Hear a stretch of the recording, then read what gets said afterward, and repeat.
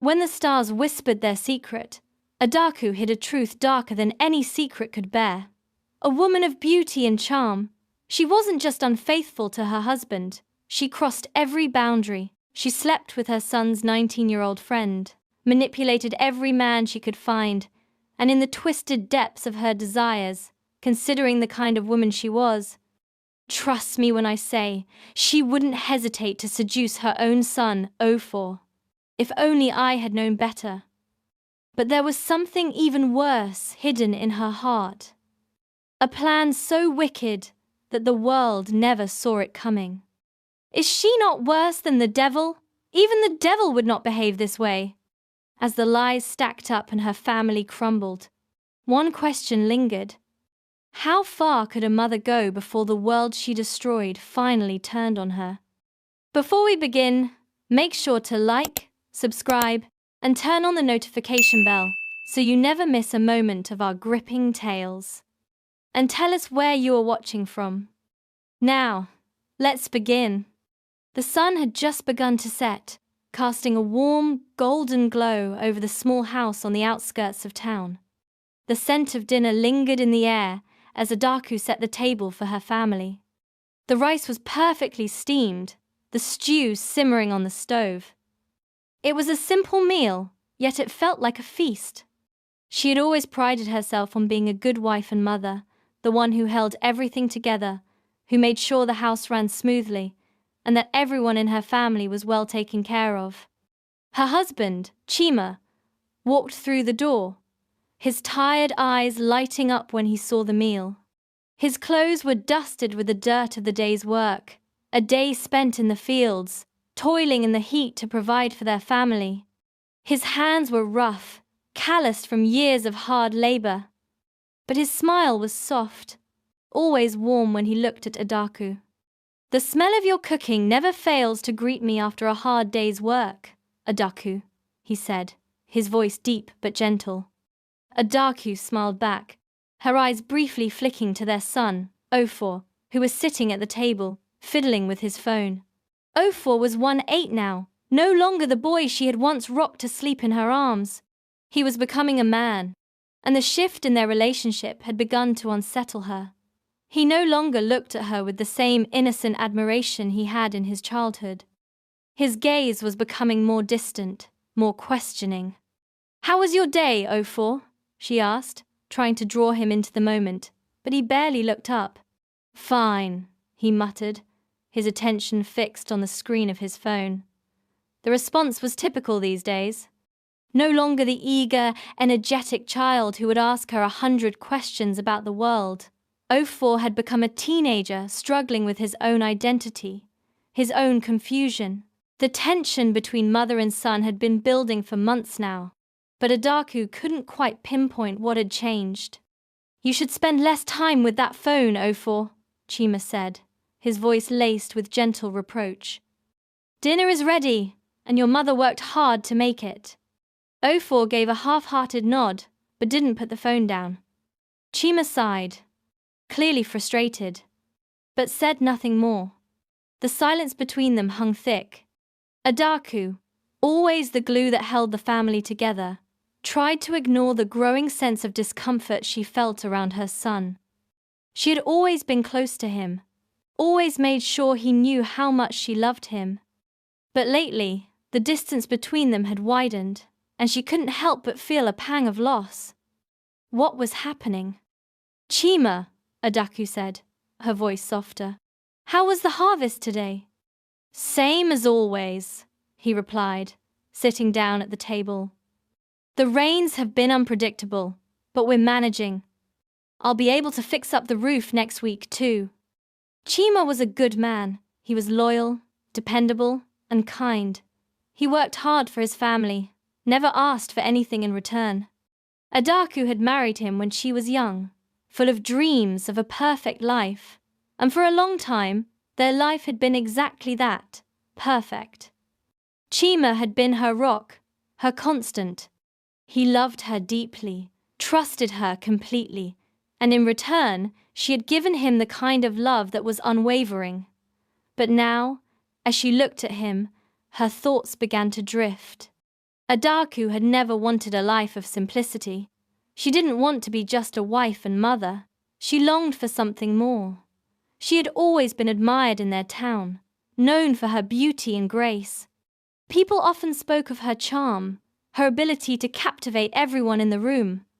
But with Chima, it had been different. He loved her in a way that made her feel safe, but it also made her feel trapped. She was more than just the woman he adored. She was a symbol of the life he wanted. And for him, that was enough. But it wasn't enough for Adaku. She had grown restless. The years had passed, and she had spent them as a devoted wife and mother, the one who made sure everyone was taken care of. But in her heart, she wanted something else, something more. Chima was content with the life they had built, but Adaku had begun to feel suffocated by it. She loved him, yes, but she wanted freedom. She wanted excitement. And somewhere along the way, she had begun to wonder if the love she had for him was the same as it had once been. She glanced at him now, as he cut into his meal, oblivious to the turmoil swirling in her mind. He had no idea. To him, everything was as it should be. A happy family, a good life. But to her, the weight of her desires and frustrations grew heavier with each passing day. "Ofor, could you help me clear the table?" she asked, trying once again to reach her son, but he didn't respond. He didn't even look up from his phone.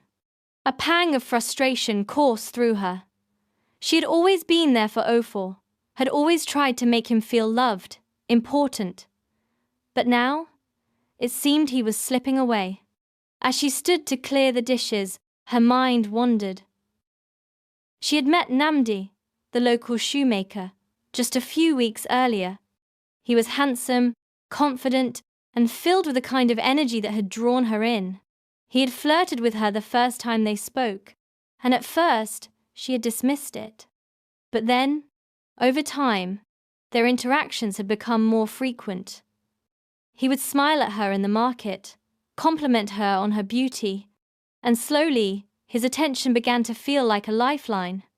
Nnamdi made her feel seen in a way Chima no longer did. He didn't admire her out of obligation or duty.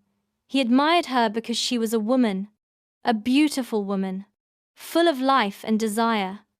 And it made her feel powerful.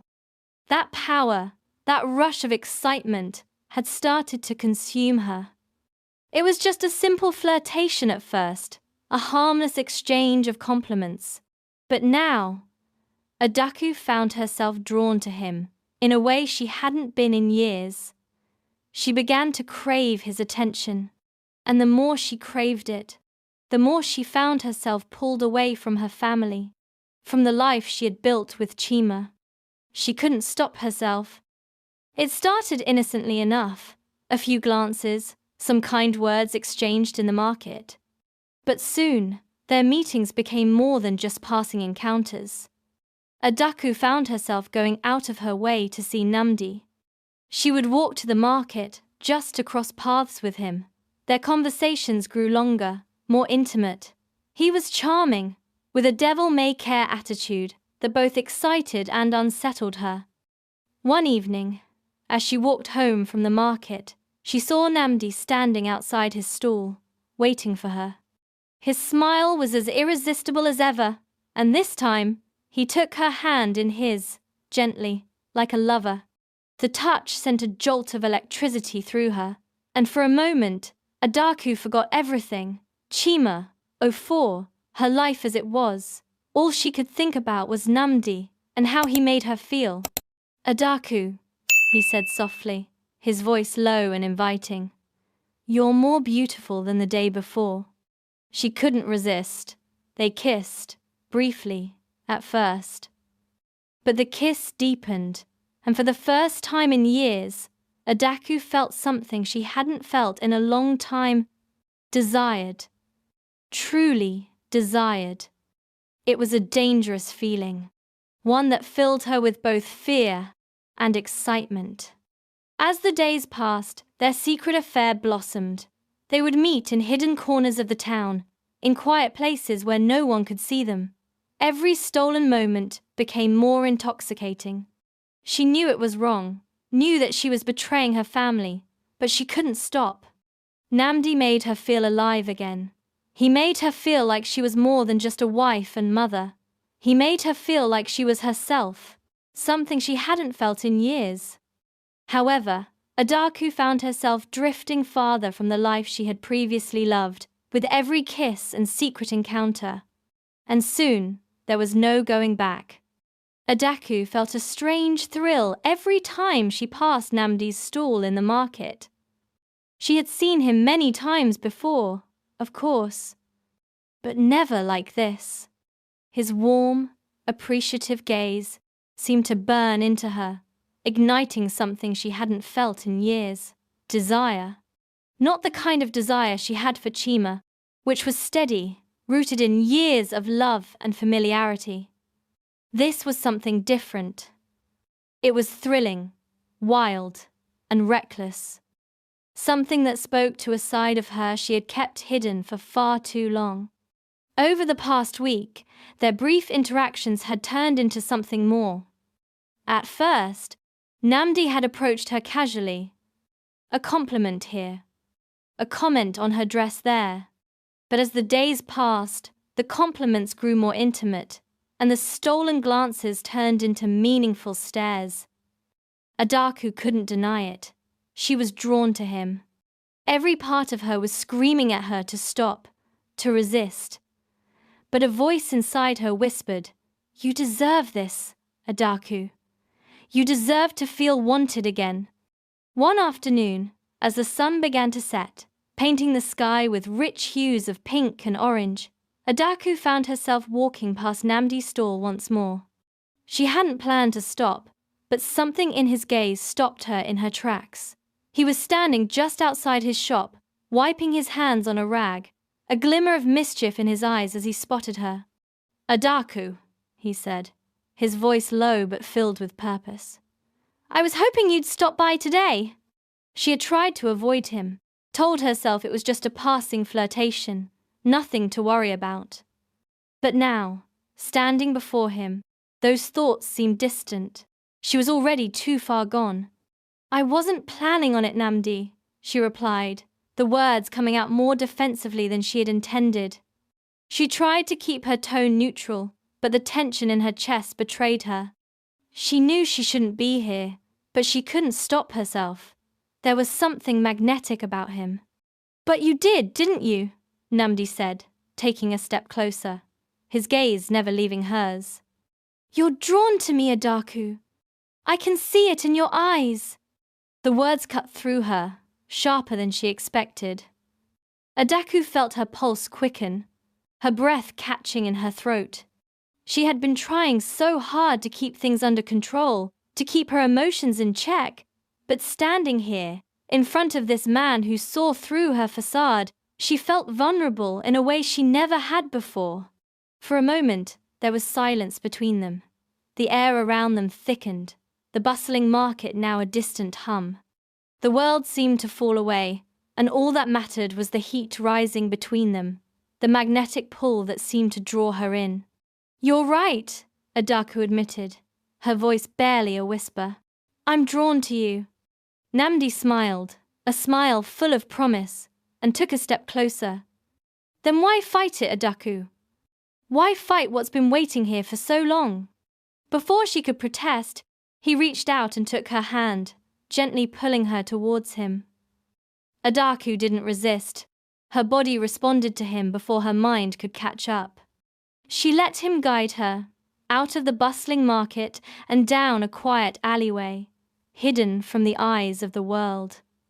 The thrill of secrecy only intensified the desire building inside her.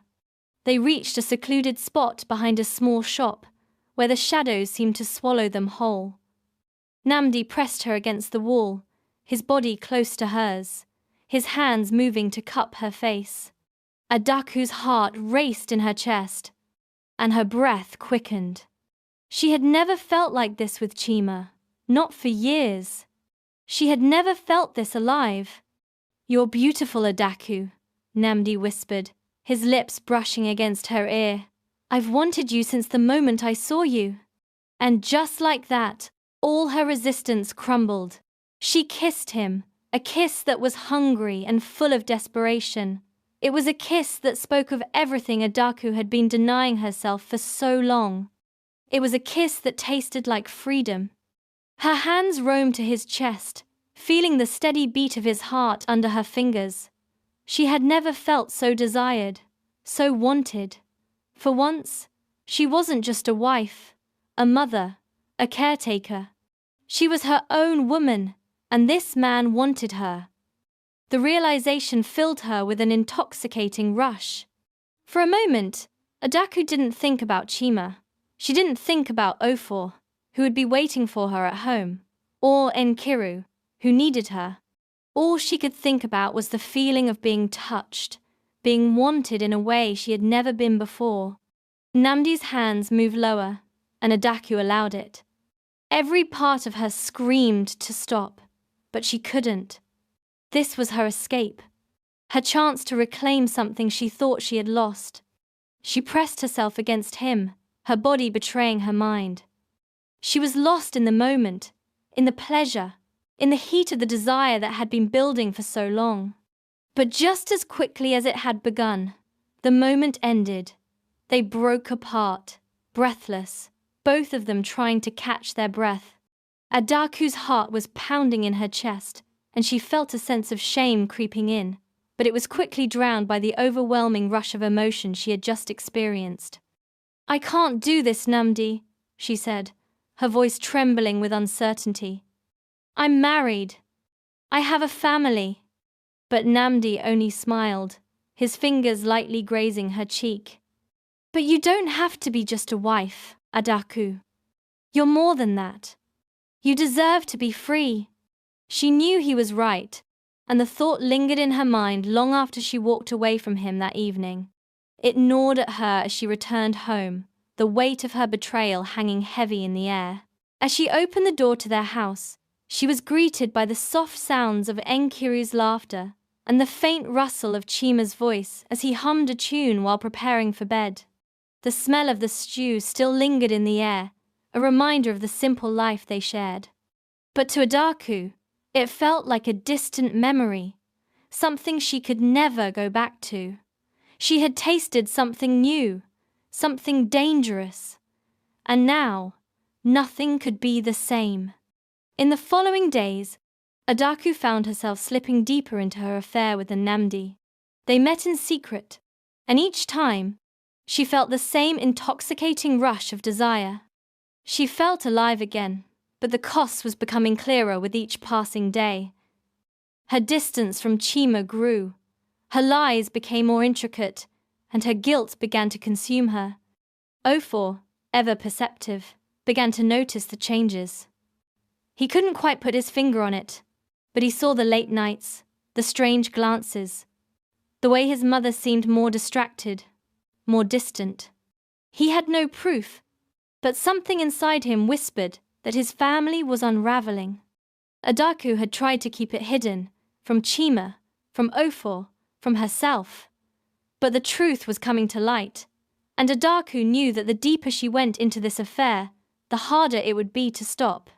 Time went by, and the quiet turmoil within Adaku grew. Each stolen moment with Nnamdi felt like an escape from the suffocating reality of her family. She became addicted to the thrill, the desire, the power she felt when she was in control.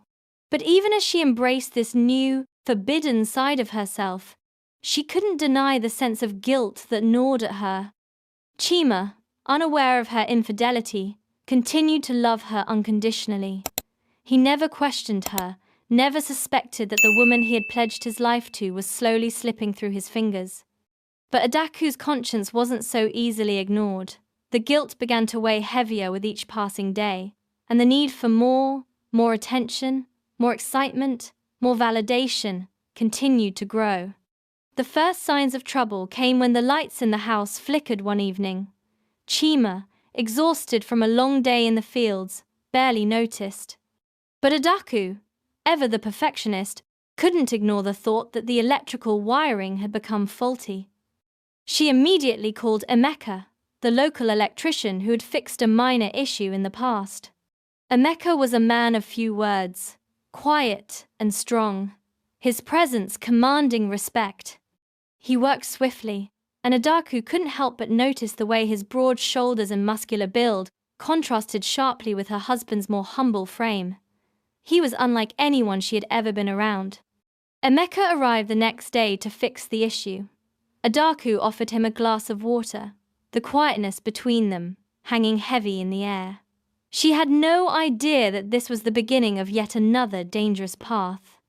"You're good at what you do, Emeka," Adaku said, her voice casual but laced with something deeper. "Everything seems to be falling apart around here lately." "It happens," Emeka replied, his deep voice carrying a reassuring calmness. "Old houses have their way of settling in. Things start to loosen up." He was professional, precise, and kind, the kind of man who exuded strength without needing to show it. Adaku was drawn to him immediately, his quiet confidence a stark contrast to the chaotic emotions she was harboring. He wasn't like Chima, the hard-working farmer who had once been the love of her life. He was something else, something dangerous, and the more time they spent together, the more she realized just how deeply she craved him. As Emeka worked, she found herself drawn into conversation. She asked about his life, his past, his dreams. He spoke in vague, measured tones, never giving too much away. But there was an intensity in his eyes, something that spoke to her on a primal level.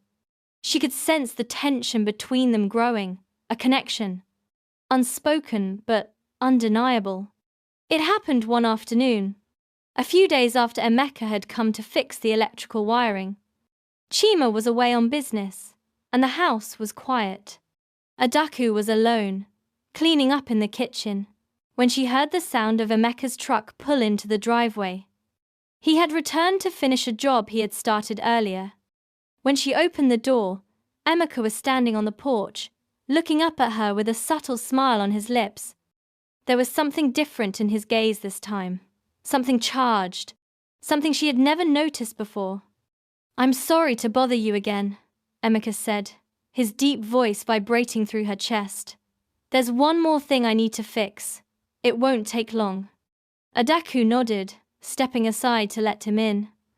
She felt her heart race as he brushed past her, his scent, something earthy and strong, filling the space around her.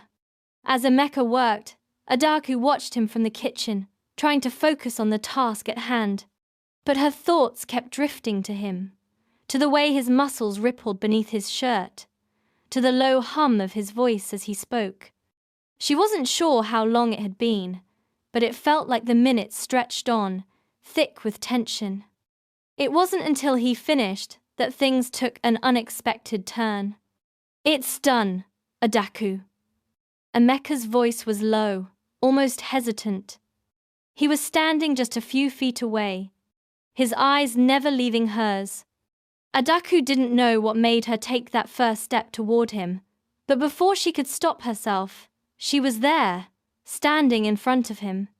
She could feel her breath quickening, and for the first time in days, the tightness in her chest began to loosen.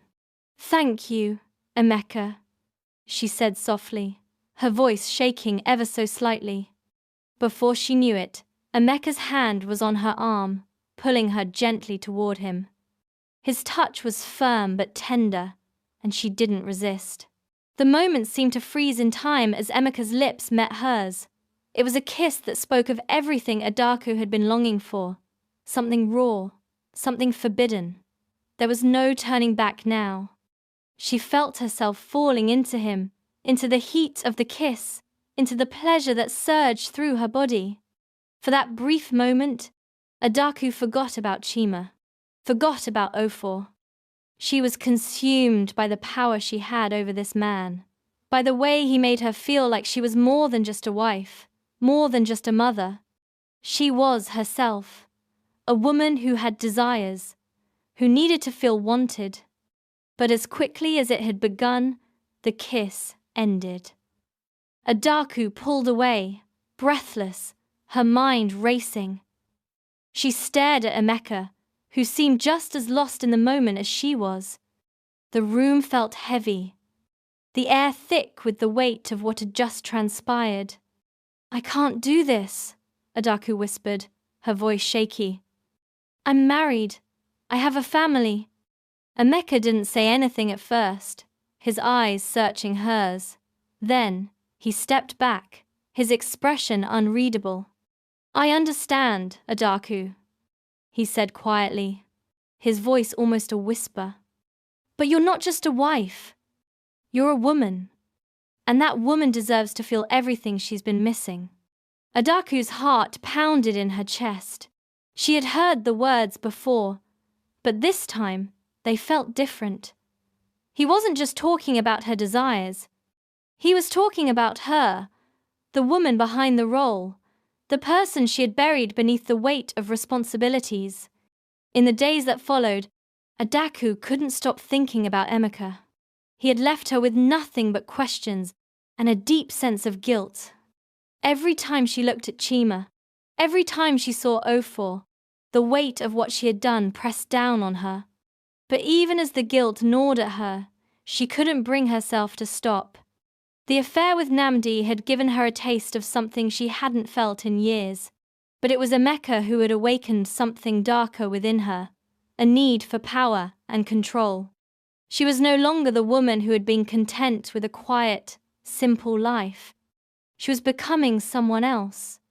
And the more she gave in to her desires, the more she felt disconnected from the life she had once loved. Meanwhile, Ofor had started to notice the tension at home. His mother was distant, preoccupied, and when he did try to speak with her, her answers were short, evasive. He couldn't shake the feeling that something was wrong, that the woman he had once trusted without question was slipping away. And then, one evening, as he walked past the living room, he overheard a conversation between his mother and Emeka, a conversation he wasn't meant to hear. "You don't understand, Emeka," Adaku said softly, her voice tinged with desperation. "I can't stop now. I need more." Ofor's heart stopped. He didn't know what to make of it, but the look on his mother's face, the tone in her voice, told him everything he needed to know. Adaku was lost. As days turned into weeks, Adaku found herself trapped in a cycle of increasing desire and self-doubt. The affairs, each one escalating more than the last, were no longer just about finding pleasure. They were about escape, about reclaiming parts of herself that she had long buried. She felt powerful, but each encounter left her emptier, as though she were trying to fill a void that had only grown larger. The longing, the craving for more, could not be satisfied. Nnamdi had been the spark, the first taste of something she thought she could control. Emeka had become an addiction, a need to possess, to feel wanted and powerful. But now, with her life spiraling further out of control, Adaku found herself turning to Uzo, the local bartender. Uzo was younger than Emeka, his energy wild and unpredictable, and he was everything Adaku had never known she wanted. Where Nnamdi was charming and Emeka was calm, Uzo was reckless, full of passion and urgency. He had an air about him that drew people in, especially Adaku. With his devil-may-care attitude and the way he made her feel alive, he became the next chapter in her reckless pursuit of freedom. It all started when she saw him one night at the local tavern, just around the corner from their home. The music pulsed through the walls, and the laughter of the townsfolk echoed into the night. But it was Uzo's voice, low and seductive as he spoke to a group of women, that caught her attention. She watched him from the doorway, her breath catching in her chest. As he moved through the crowd, his eyes met hers, a slow, deliberate gaze that spoke volumes. It was as though he knew she was watching him. His smile was laced with something dangerous, something that Adaku couldn't resist. He wasn't like the others. He didn't need her approval or affection, he just wanted her. That certainty was intoxicating. She felt something stir deep within her, the same thrill she'd felt with Nnamdi and Emeka. But this time, there was a sense of danger, an edge that made her pulse race. She approached him, her heart beating faster with each step. "Adaku, right?" Uzo said as she neared him, his voice smooth and confident. "You're more beautiful in person than I imagined." His words were a blatant flirtation, but Adaku wasn't offended. She was drawn to him in a way that felt dangerous, but thrilling. "I didn't think you noticed me," Adaku replied, her voice teasing. She wasn't even sure why she said it, but the words felt right. Uzo leaned in closer, his lips almost brushing her ear. "Oh, I've noticed you, every time you walk past." His words were laced with a promise, an unspoken challenge. Adaku's heart raced as she felt the heat between them grow. It was like he could see into her very soul, could sense the yearning, the emptiness that she had tried to fill for so long. For the first time, she didn't feel like a mother, a wife, a caretaker. She felt like a woman, desired and powerful. "Come with me," Uzo whispered, pulling her closer. Without hesitation, Adaku followed him. They left the crowded tavern, slipping through the alleyways of the town like two criminals on the run. It felt forbidden, exhilarating. Every step they took away from the public eye only intensified the heat building between them. They reached an empty street behind the tavern, dimly lit by a flickering street lamp. It was quiet here, the kind of silence that made Adaku feel as though the world around them had faded away. Uzo's hands were on her almost immediately, his touch bold and unrelenting. Adaku's breath caught in her throat, but she didn't pull away. She let him kiss her, his lips hot against hers, and it was as though the entire world exploded into color. She kissed him back with the same urgency, the same desperate need that had fueled all her affairs. The world around them disappeared as the kiss deepened, and soon their clothes were forgotten on the cold ground beneath them. Adaku felt alive in a way she hadn't in years. Uzo was everything Chima wasn't: impulsive, wild, a complete contradiction to everything she had ever known. And for the first time in a long while, Adaku didn't care about the consequences. She didn't care about her family or the damage she was causing. She only cared about this, the thrill, the release. But the aftermath was never as sweet as the moment itself. The next morning, Adaku woke in her own bed, the sunlight streaming through the window. The events of the previous night were still fresh in her mind, but they seemed almost surreal, like a dream. She closed her eyes, her heart pounding as she remembered Uzo's touch, the way he had made her feel. But then, the guilt came rushing in, like a floodgate opening.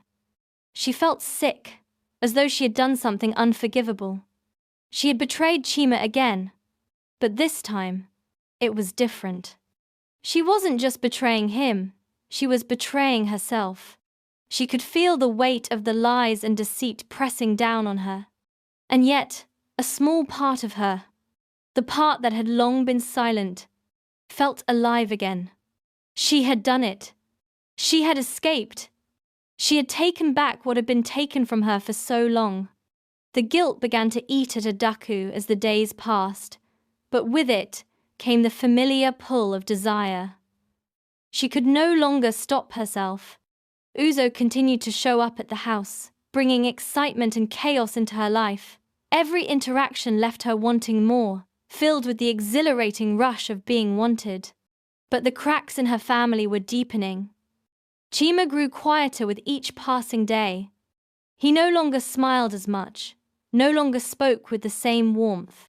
Ofor, too, was becoming more withdrawn, his eyes filled with confusion and suspicion. Adaku couldn't stop herself. The thrill of the affair with Uzo was too powerful, and the more she gave in to him, the further she drifted from the life she had built with Chima. The guilt, the shame, They were all pushed aside in favor of the fleeting moments of excitement she felt when Uzo was around. But it wasn't enough. Nothing was enough.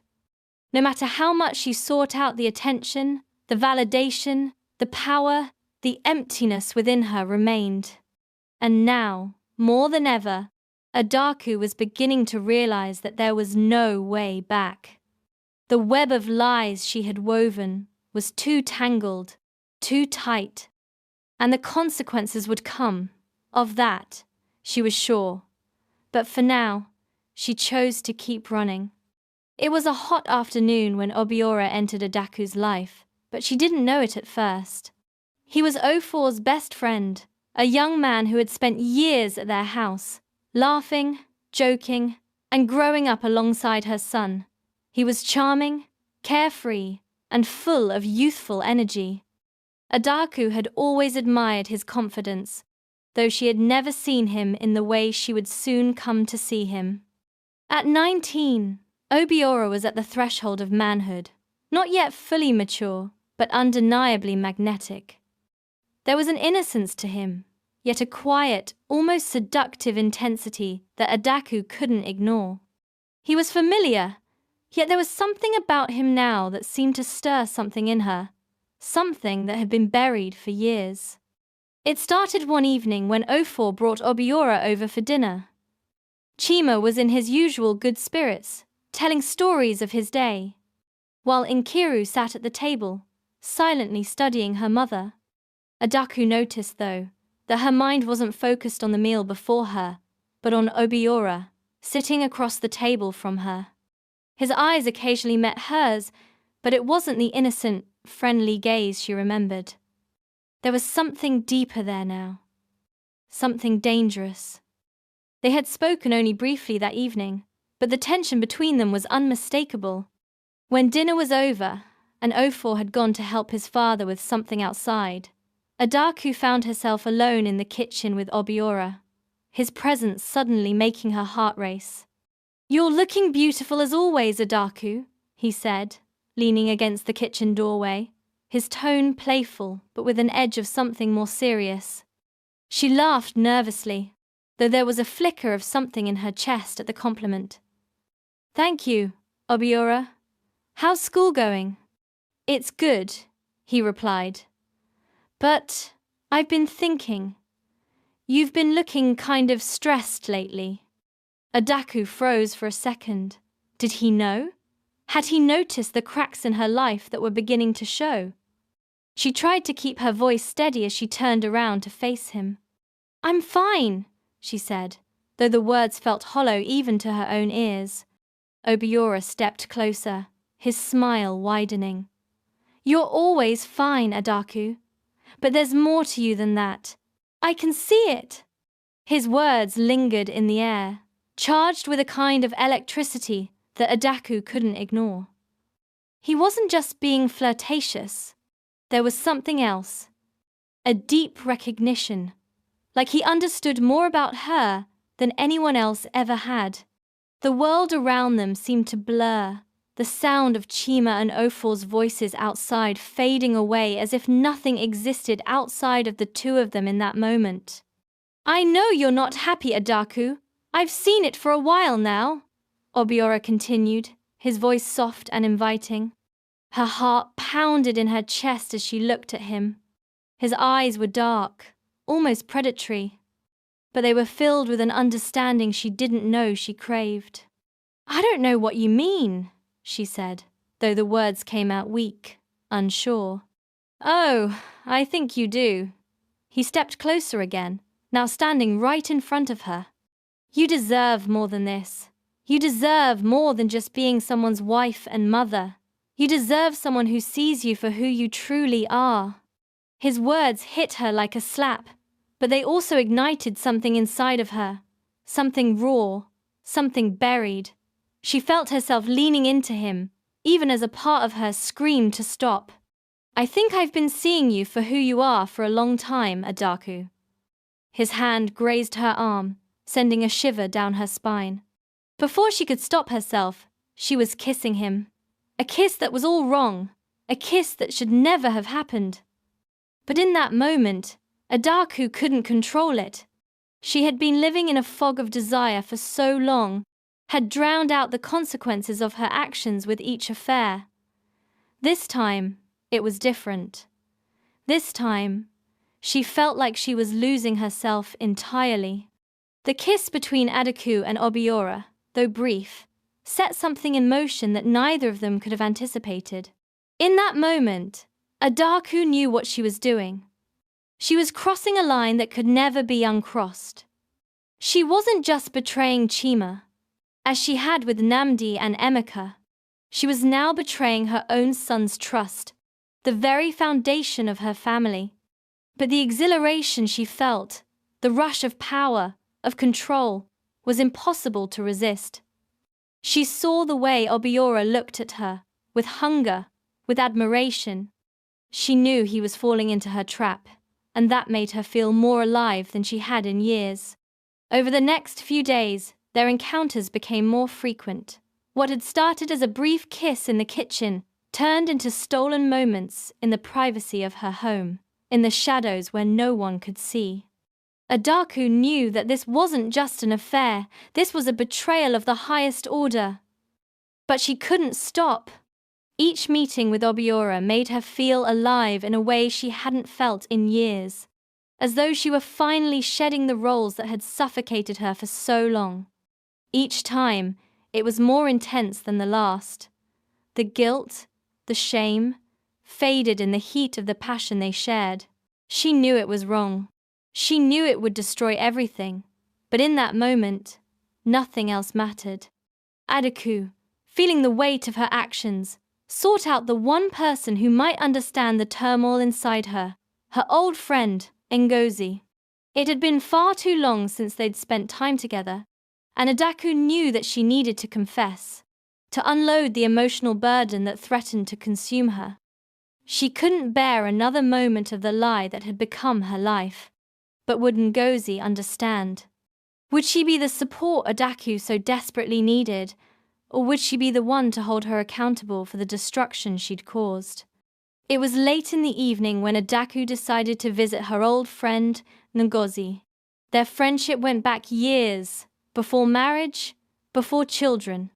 Back when Adaku was a woman full of ambition, dreams of a life beyond the quiet, predictable existence of a farmer's wife. Ngozi was the one person who had always been there, the one person who knew Adaku's heart, or so Adaku thought. She hadn't confided in Ngozi about the affairs yet, but with the guilt haunting her, the emotional weight of what she had done was becoming too much to carry alone. The darkness of her actions, the lies, and the hidden truths had begun to suffocate her. Adaku needed to talk, to explain herself to someone who knew her well. Ngozi's house was quiet when Adaku arrived. It was a cozy, welcoming place, and Adaku found a strange sense of comfort in the familiar surroundings. They had shared so many late-night conversations here before, about their lives, their dreams, their futures. But tonight felt different. Tonight, Adaku's world was falling apart, and she wasn't sure how to explain it. Ngozi greeted her at the door with a warm embrace, her face lighting up at the sight of her friend. "Adaku, it's been too long. Come in." She stepped back, ushering her friend inside. As they sat down in the living room, Adaku tried to smile, but it felt forced, like the weight of the world was pressing down on her chest. Ngozi noticed immediately. "You don't look well," she said gently, sitting across from Adaku, her eyes filled with concern. "What's going on?" Adaku hesitated, unsure of where to start. She felt the familiar pang of guilt rising again. She couldn't look at her friend without feeling the weight of what she had done. But Ngozi was like family, someone who had always understood her. She had to tell her, had to explain why she felt the way she did. "Ngozi," Adaku began, her voice cracking slightly. "I've done something I can never take back." Ngozi's expression softened. "What do you mean?" she asked. sensing the seriousness in Adaku's tone. Adaku took a deep breath, trying to steady her racing heart. I've been unfaithful, Ngozi. More than once. She paused, her throat tightening. With Nnamdi, the shoemaker, and then with Emeka, the electrician. And now, it's someone else. Someone I never thought would be part of this. Ngozi's eyes widened in shock, but she said nothing at first. She let Adaku speak, her gaze never leaving her friend. Adaku's words spilled out in a rush, as if once she started, there was no stopping the flood of guilt and shame that had been building inside her for months. I can't explain it. I feel suffocated. Ngozi. Chima, my husband. He loves me so much. And I love him. But it's not enough anymore. I've become someone else. Someone I don't recognize. And now, I don't know how to stop. I desire more. Ngozi sat in silence for a moment, absorbing Adaku's words. The weight of what Adaku had said hung heavy in the air, and it was clear that this wasn't just a casual affair for Adaku. It was clearly something deeper, something that went beyond physical desire. Adaku was searching for freedom, but in the process, she had lost herself. You don't have to explain it to me, Adaku, but what you've done. This isn't just about you. It's about your family, your husband, your son. Ngozi's voice was calm but firm, the way it always had been when Adaku needed to hear the truth, even if it was painful. Have you thought about them? Have you thought about what your actions are doing to Chima and Ofor? Adaku felt a lump form in her throat at the mention of her son's name. She had been avoiding thinking about the consequences of her actions on him. Ofor, the boy who had always looked up to her, the boy who had trusted her completely. And now, she had betrayed him too. I don't know what I was thinking, Adaku whispered, her voice breaking. I wanted to feel alive again. To feel something other than the weight of being a wife, a mother. I thought if I could be with someone else, someone who didn't expect anything from me, I could escape this cage. Ngozi's eyes softened, but there was an edge to her voice when she spoke. Adaku, you're not trapped. You've built a life with Chima. Yes, marriage is difficult. It's not always easy. But that doesn't justify betrayal. The words stung. But Adaku knew Ngozi was right. She had built a life with Chima, a life full of love and sacrifice. Chima had been her rock, her protector, and now she had torn that apart for a fleeting thrill. It wasn't about Chima not being enough. It was about Adaku's need for something more, something that didn't come with responsibility or commitment. I know, Adaku whispered. I know it was wrong. But I couldn't stop myself. Ngozi leaned forward, her eyes searching Adaku's face. What do you want, Adaku? What are you really looking for? Adaku stared into her friend's eyes, feeling as if she was standing on the edge of a cliff, about to fall. I don't know, Ngozi. I thought I knew what I wanted. But now I feel like I'm losing everything. The room fell into a heavy silence. Adaku's heart ached as she thought about the family she was destroying. Chima's unconditional love, Ofor's growing distance, the trust that had been built over the years. It was all crumbling because of her selfish desires. You're going to lose everything, Adaku, Ngozi said quietly. You're going to lose your family, your son, your husband. All for what? For temporary pleasure? For freedom? She shook her head, her voice full of sadness. If you keep going down this path, there will be no coming back. The words hit Adaku like a physical blow. She felt tears welling up in her eyes, but she fought them back. She knew deep down that Ngozi was right. She was on the edge of destroying everything, everything that had once meant something to her. But a part of her still wanted to fight, still wanted to believe that she could reclaim her sense of self, her freedom, even if it meant hurting everyone around her. "I don't know how to fix this, Ngozi," Adaku said, her voice barely above a whisper. "I don't know how to make it stop." Ngozi sighed deeply, her expression softening. "You can fix it, Adaku. But you have to start by facing the truth. You have to face the consequences of your actions. You can't keep running from this." Adaku wiped her eyes, nodding. She didn't know if she could fix it. She didn't know if Chima or Ofor would ever forgive her. But she had to try. For them. For the family she had once been proud of. "I'm so sorry," Adaku whispered, the weight of her words settling in her chest. "I've hurt so many people." "I know you have, Adaku, but it's not too late to change." Ngozi reached out and placed a comforting hand on Adaku's. "But it has to come from you. You have to decide what kind of woman you want to be." Adaku looked at her friend, and for the first time in weeks, she felt a flicker of something other than guilt, something like hope, but it was fragile, like a spark waiting to be ignited. The inevitable happened when Ofor came home early one afternoon, his footsteps light on the floor as he made his way upstairs. He had decided to take the day off from his studies, hoping to catch up on some much-needed rest. But when he reached the hallway, he stopped dead in his tracks.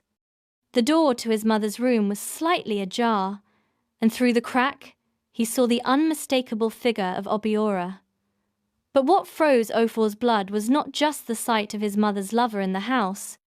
It was the way they were. The way Obiora was so close to her. The way Adaku's hand lingered on his chest. There was no mistaking what he saw. The kiss, the touch, the connection between them. His mother, the woman he had trusted and would have sworn with his life would not step so low to do such a thing. The woman he had adored was in bed with his best friend.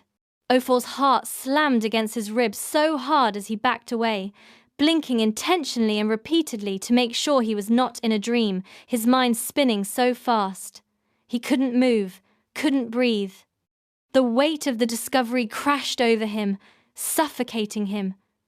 How could his mother betray his father? Betray him? Like this? How could she do something so vile, so unforgivable? The air was thick with tension when Ofor finally confronted his mother. His hands trembled, his voice barely a whisper as he stepped into the kitchen, where Adaku was preparing dinner. The sound of the knife slicing vegetables seemed to echo through the silence between them. "Why, Mother?" Ofor's voice cracked. "Why him?" Adaku didn't turn around. Her face was pale, her lips pressed together in a tight line. "Ofor," she began softly, "you don't understand." "I don't understand?" he shouted, his anger surging. "You're my mother. You're supposed to be the one I look up to, the one I trust. And now, I find out that you've been sleeping with Obiora, my best friend, behind my back. You've lied to me. You've lied to Dad. How could you do this?" Adaku finally turned around, her expression one of shock and guilt. But there was something else there, too. Something dark. Something that told Ofor she wasn't truly sorry. "I don't owe you an explanation, Ofor," she said coldly, her voice trembling with a mix of defiance and shame. "I needed to feel alive again, to feel desired. I wasn't getting that from your father anymore. He doesn't see me. He never has." The words hit Ofor like a slap. "So that justifies everything?" He spat, his voice trembling with rage. "You're tearing our family apart, and you think that's okay?" Adaku's gaze softened slightly. But it wasn't enough to change the brokenness in Ofor's heart. "You've ruined us, Mother." The days after felt like a blur. Despite the conversation, despite the tears, the guilt, the self-reflection, the reality of her choices was unavoidable. She had betrayed her family, and no amount of reasoning or self-justification could change the fact that everything she had built with Chima and Ofor was falling apart. The air in the house felt heavy, almost suffocating. Chima, though he had no idea of the full extent of Adaku's betrayals, began to sense that something was wrong. He had noticed the change in her over the last few months, the coldness in her eyes, the emotional distance, but he couldn't put his finger on it.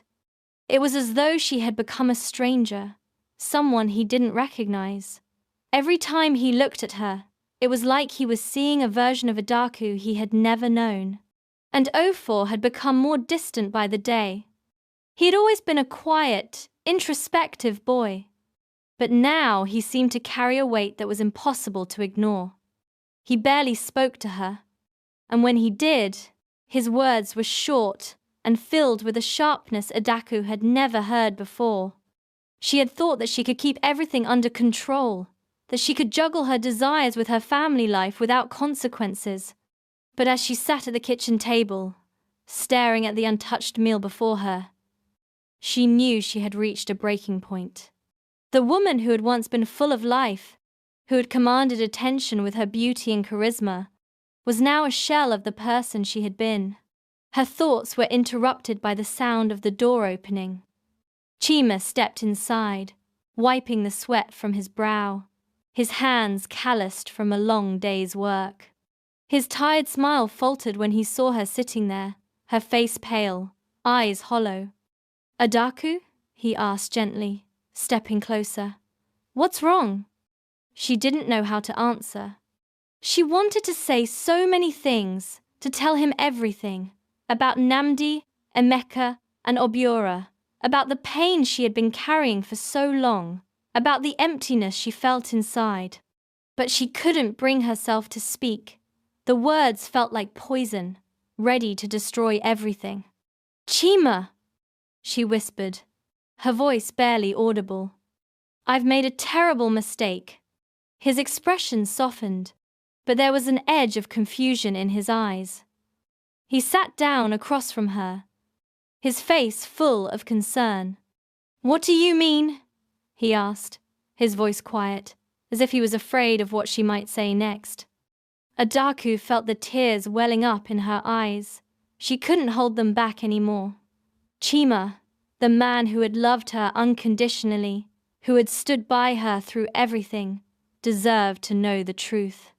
"I've been unfaithful," she whispered, her voice trembling with guilt. "With Nnamdi, with Emeka, and with Obiora." The words hung in the air like a death sentence. Chima's face drained of color as he stared at her. His lips parted in shock. For a moment, neither of them spoke. The silence was suffocating. What are you saying, Adaku?" Chima's voice was barely a whisper. His hands trembled as he reached out, but there was no warmth in his touch now. He was no longer the man who had trusted her. The betrayal was too much. Adaku couldn't bring herself to look him in the eyes. She had destroyed the one thing she had valued most, her family. And now, there was no going back. "I'm sorry, Chima," she whispered, the words like acid in her mouth. "I've ruined everything." Chima stood up abruptly, his chair scraping harshly against the floor. His face was a mask of disbelief. His eyes filled with a pain that Adaku couldn't bear to see. She had thought about this moment so many times, but nothing had prepared her for the reality of it. "I trusted you, Adaku," Chima said, his voice shaking with a mix of anger and heartbreak. "I loved you. I gave everything for you and this family. And you did this to us." The words hit her like a physical blow. Adaku recoiled, but she couldn't escape them. She had broken him. There was no coming back from this. "I don't know what to say to you," Chima continued, his voice thick with emotion. "You've destroyed everything. Our family, our trust, our love, everything." Adaku stood up too, her knees weak beneath her. She wanted to apologize, to explain, to make him understand, but there were no words that could undo the damage she had caused. "I'm sorry," she repeated, her voice barely a whisper. "I never meant to hurt you." "You already have," Chima said quietly, his words cutting through her like a blade. He turned away from her, his back stiff with emotion. "Chima, please." Adaku reached out to him, but he pulled away. "No, Adaku. I need to think. I need space." And with that, he left. The sound of the door closing behind him echoed in Adaku's chest, a finality that left her standing alone in the empty kitchen.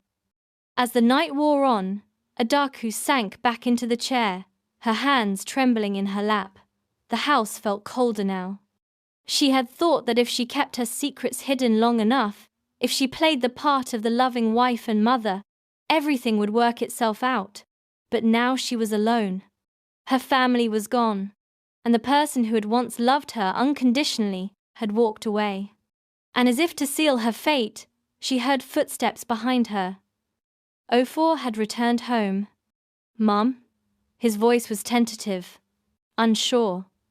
Adaku didn't look up, too afraid of what she might see in his eyes. She had already lost his trust, and now there was no way to get it back. Ofor stood there for a moment, the tension thick between them. Finally, he spoke, his voice trembling with anger. "You did it, didn't you?" he asked, his voice rising. "You destroyed our family." Adaku slowly turned around to face him, and what she saw made her heart shatter. Ofor wasn't the boy who had once looked up to her with innocent admiration. He was a young man, angry and disillusioned, standing in front of her with all the pain she had caused. "How could you do this, Mum?" Ofor's voice cracked as he spoke, his eyes wet with unshed tears. "How could you sleep with my best friend?" Adaku could feel the sting of his words deep in her soul. She had betrayed her son in the worst way possible. "I'm sorry, Ofor." Her voice was barely audible, and it broke as she spoke. "I never meant to hurt you." But Ofor's face twisted with disgust. He shook his head, taking a step back from her. "You did. You've hurt all of us, Mum. You've torn our family apart." He turned and walked away, his footsteps echoing in the empty hallway. Adaku watched him go, the finality of his words sinking in. She had lost him. She had lost everything. That night, Adaku sat alone in the living room, staring at the empty spaces where her family once gathered. The silence in the house was deafening, a stark contrast to the noise in her mind. She had betrayed her husband, her son, and herself, and now all she could do was sit in the aftermath of her own destruction. She had chased after freedom, after excitement, after something to fill the emptiness inside her. But now, as the weight of her choices crushed her, Adaku realized that nothing she had sought had been worth the cost. The door slammed open again. Chima had returned.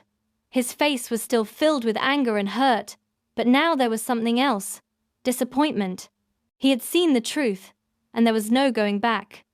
"Adaku," he said quietly, his voice thick with emotion. "I can't do this anymore." And with those words, the last shred of hope Adaku had clung to faded into the cold night. The house had never felt so empty. The sound of the clock ticking on the wall was the only thing that filled the silence, a constant reminder of how much time had passed, of the lives that had been changed, broken, and lost. Adaku sat by the window, her hands folded in her lap, her eyes fixed on the quiet street outside. The world seemed to continue on as usual. But for her, everything had stopped. She had lost so much: her marriage, her relationship with her son, her self-respect. In the pursuit of excitement, she had destroyed the very things she had once cherished. The freedom she had longed for had come at too high a price. She thought about Chima, the man who had loved her unconditionally, who'd worked so hard to provide for their family. Chima had once been the center of her world. But in her selfish pursuit of something more, she had pushed him away. She had broken his heart, shattered the trust they had built over the years. Could she ever fix that? Could he ever forgive her? Adaku thought about Ofor, her son. The look in his eyes, the hurt, the disbelief. It still haunted her. She had been his protector, his confidant. And now, she was the reason for his pain. Could he ever look at her the same way? She had tried to justify her actions. She had told herself that she was entitled to seek happiness, to break free from the suffocating role of wife and mother. But the truth was, she had been running away from herself, from the person she had become. The desire for freedom had been a mask for her fear of losing herself, of fading into the background of her own life. But in doing so, she had hurt the people who loved her the most. The silence in the room was deafening. Adaku glanced at the empty spaces around her, the once familiar corners of the house, the spots where memories had been made. It felt like everything had been erased, leaving behind only emptiness. Her thoughts were interrupted by the sound of her phone buzzing on the table. She hesitated, then reached for it, seeing the name on the screen. Ngozi. For a moment, Adaku considered ignoring the call. She wasn't sure she could face her friend, especially after everything that had happened. But deep down, she knew she needed this. She needed someone who still cared, someone who hadn't given up on her, even though she had given up on herself. She pressed the answer button. Hello? Adaku's voice was raw, still filled with the weight of the past few days. Adaku? Ngozi's voice came through, warm and comforting. I've been thinking about you, about what you said. I know you're struggling, but I want you to know you're not alone. The words hit Adaku like a wave, and for a moment, she couldn't speak. She had been so focused on her own guilt and shame that she had forgotten there were still people who cared about her. Ngozi still cared, despite everything that had happened. Ngozi, I don't know what to do. I've lost everything. I've destroyed my family, my son, my marriage. How can I ever fix this? Adaku's voice trembled with emotion, the weight of her regret overwhelming her. You can't change the past, Adaku, Ngozi said gently, her voice filled with understanding. But you can change the future. You can start over, but only if you're willing to face the truth and take responsibility for what you've done. You have to make peace with yourself first. Adaku closed her eyes, hearing the truth in her friend's words. She had been running from the consequences of her actions, hiding from the reality of what she had done. But Ngozi was right. She had to face the truth. She couldn't keep pretending that she hadn't hurt the people she loved, and she couldn't keep running from herself. I don't know if I can ever make it right, Adaku whispered, her voice barely audible. But I have to try. For Chima, for Ofor, for me. You're stronger than you think, Adaku. But remember, it's not just about making amends with them. It's about making amends with yourself.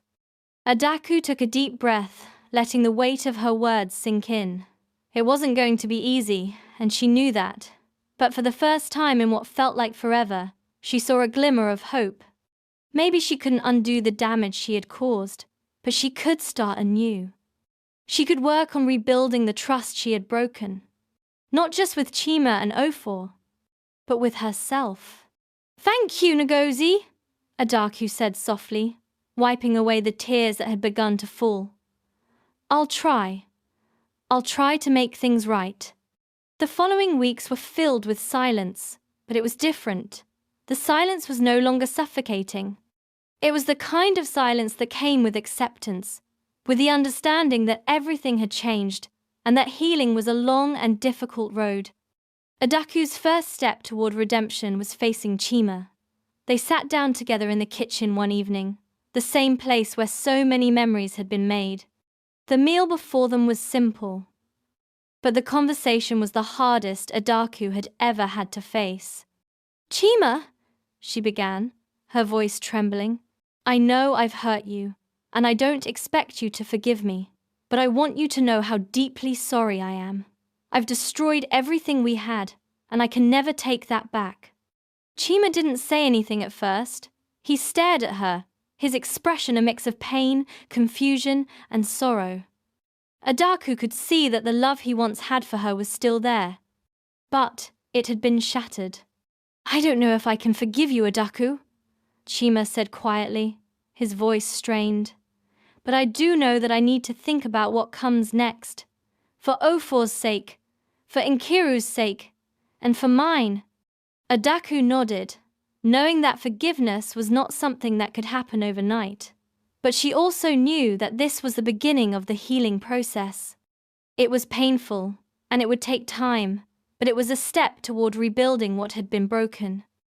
In the weeks that followed, Ofor remained distant.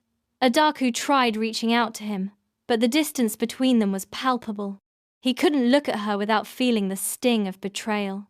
The woman he had once looked up to, the woman who had been his protector, had torn their family apart. One day, Adaku found a note on the kitchen counter from Ofor. It was brief, but it said everything. "I need to go.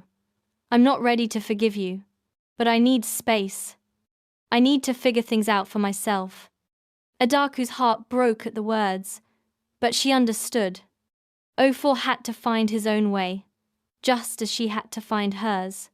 Alone in the house, Adaku sat by the window once again, watching the world go by. The house was still quiet, but there was a sense of calm now. Not peace, not yet, but the beginning of something new. She couldn't undo the past, but she could try to build a future where she was true to herself, where she didn't need to run from the roles she had once played. She would heal, and though it would take time, Adaku knew that forgiveness, from Chima, from Ofor, and from herself, was the only path forward.